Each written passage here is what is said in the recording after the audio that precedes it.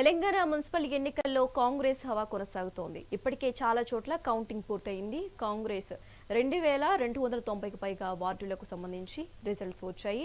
BRS 632కు పైగా స్థానాల్లో విజయం సాధించింది. బీజేపీ 199 స్థానాల్లో విజయం సాధించింది. ఇతర పార్టీలు 193 స్థానాల్లో విజయం సాధించారు. ఈ నేపథ్యంలోనే బీఆర్ఎస్ ఈసారి మున్సిపల్ ఎన్నికల్లో 1000 స్థానాల్లో విజయం సాధిస్తుందని ధీమా వ్యక్తం చేసింది. ఈ దిశగానే ఫలితాలు కూడా కనిపిస్తున్నాయి. ఈ నేపథ్యంలో ఉమ్మడి కరీంనగర్లో ఎన్ని స్థానాలను బీఆర్ఎస్ కైవసం చేసుకుంది, అలాగే ఉమ్మడి జిల్లా వ్యాప్తంగా ఏ పార్టీ లీడ్లో ఉందనే అంశంపై మరింత సమాచారం మా కరెస్పాండెంట్ రవి లైవ్ ద్వారా అందిస్తారు. రవి. Thank you. ఏదైతే ఉమ్మడి కరీంనగర్ జిల్లాలో ఇప్పుడు ఏదైతే చూస్తున్నామో మనం 13 నియోజకవర్గాలలో అంటే ఇటు దాదాపు 13 అసెంబ్లీ నియోజకవర్గాలు 2 కార్పొరేషన్ దాంట్లో కూడా ఇప్పుడు కాంగ్రెస్ హవానే కొనసాగుతుంది. కాంగ్రెస్ వర్సెస్ బీఆర్ఎస్ అని బీజేపీ అని చెప్పుకోవచ్చు. ఎందుకంటే ఇక్కడ కరీంనగర్ లో కూడా అంటే గతంలో బీఆర్ఎస్ ఉన్నప్పటికీ బీఆర్ఎస్ అభివృద్ధి చేస్తున్నప్పటికీ కూడా ఏదైతే ఇటు అభ్యర్థులను పోటీ చేసినప్పటికీ కూడా ఓటర్లు మాత్రం తమ నిర్ణయాలను అయితే కొంత మార్చుకున్నట్టు తెలుస్తుంది. ఇటు కాంగ్రెస్ రాష్ట్రంలో కాంగ్రెస్ పార్టీ ఉండడంతో పాటు మనం ముందు నుంచే మెగానన్ టీవీ ముందు నుంచి చెప్పుకొచ్చినట్టుగా ఏదైతే నియోజకవర్గాలుగా ఎమ్మెల్యేలుగా ఉన్న కాన్స్టిట్యున్సీలలో ఏదైతే కాంగ్రెస్ అభ్యర్థి సంబంధించిన కాంగ్రెస్ పార్టీకి సంబంధించిన ఎమ్మెల్యేలు మంత్రులు ఉన్న నియోజకవర్గాలలో అక్కడ దాదాపు కాంగ్రెస్ వారికి పట్టం కట్టేటట్టు మనం ఉన్నట్టు కూడా క్లియర్ గా మనం చెప్పడం జరిగింది. దాంతో పాటు ఇటు అదే విధంగా జరుగుతుంది కూడా. ఇక్కడ ఇప్పుడు ప్రస్తుతం చూస్తుంటే ఇప్పుడు బీఆర్ఎస్ సంబంధించి చూస్తే ఇటు రాజన్న సిరిసిల్ల జిల్లాలో బీఆర్ఎస్ హవా కొంచెం కొనసాగిందని చెప్పుకోవచ్చు.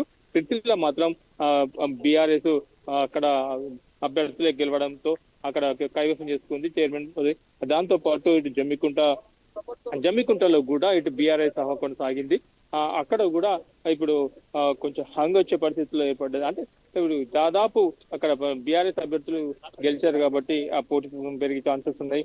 దాంతో పాటు ఇటు పెద్దపల్లి జిల్లాలో చూస్తే 4 ఏదైతే మున్సిపల్ చైర్మన్ ఏదైతే ఉందో అది కైవసం చేసుకునేది కాంగ్రెస్ పార్టీ కైవసం చేసుకుంది. ఎక్కడ చూసినా అంటే దాదాపు అనుకున్నంత వీరు ఏదైతే ఆశావాళ్ళు అనుకున్నంత ఊహించినట్టుగా జరగకపోయినప్పటికీ అభివృద్ధి చూస్తారని చెప్పేసి అనుకున్నారు. కానీ కొత్త వారికి అవకాశాలు ఇచ్చేటట్టుగా కొత్త వారికి ఎక్కువ మటుకు అవకాశాలు ఇవ్వడం జరిగింది. దాంతో పాటు ఇక్కడ బీఆర్ఎస్ కూడా కరీంనగర్ పట్టణంలో కూడా ఇటు బండి సంజయ్ ముందు చెప్పుకొచ్చినట్టు బీజేపీ వస్తేనే కొంచెం సాధ్యమవుతుందని చెప్పడంతో ఇటు కరీంనగర్ లో కూడా దాదాపు ఓటర్లు అయితే తమ నిర్ణయాన్ని అయితే మార్చుకున్నట్టు తెలుస్తుంది. ఇటు కేంద్రంలో బండి సంజయ్ ఉండడంతో పాటు ఇటు ఏమైనా నిధులు వస్తాయని చెప్పేసి కొంత నిర్ణయం తీసుకున్నారేమో అని చెప్పేసి కొంతమంది అనుకుంటున్నారు. అదే విధంగా ఎక్కడ చూసినా ఇప్పుడు దాదాపు ఇప్పటి వరకు మన కరీంనగర్ నియోజకవర్గ మున్సిపల్ కార్పొరేషన్ లో ఇంకా రిజల్ట్ తెలవాల్సింది. చివరి ఇంకా టైం ఉంది కాబట్టి ఇప్పటి వరకు అయితే బీజేపీ లీడ్ లో ఉందని చెప్పుకోవచ్చు. ఇటు బీఆర్ఎస్ మనం ముందుగా చెప్పుకున్నట్టు బీఆర్ఎస్ పార్టీకి సంబంధించి మనము చెప్పుకొచ్చాం. ఎందుకంటే సింగిల్ డిజిట్ లోనే ఉంటుందని చెప్పాము. అదే విధంగా సింగిల్ డిజిట్ లో ఉంది. కాంగ్రెస్ కూడా ఇక్కడ వాళ్ళు ఆశించిన స్థాయిలో దాదాపు వాళ్ళు అనుకున్న స్థాయిలో కూడా ఇక్కడ కాంగ్రెస్ కు సంబంధించిన అభ్యర్థులు లీడ్ లో లేనందుకు కొంత వాళ్ళు చెప్పుకోవచ్చు. ఎందుకంటే ఈ గతంలో ఇప్పుడు కాంగ్రెస్ కరీంనగర్ లో జరుగుతున్న ఏదైతే కాంగ్రెస్ నాయకుల్లో ఉన్న ఈ గందరగోళాన్ని పరిస్థితి అంటే ఒక పెడముఖం పెట్టుకుంటూ వెళ్తున్న నాయకులు ఉండడంతోనే ఇదంతా జరిగిందని చెప్పి కొంతమంది కార్యకర్తలు కూడా గుసగుసలాడుతున్నారు. దాంతో పాటు ఇప్పుడు ఏదైతే రాష్ట్రంలో కాంగ్రెస్ ప్రభుత్వం ఉన్నప్పటికీ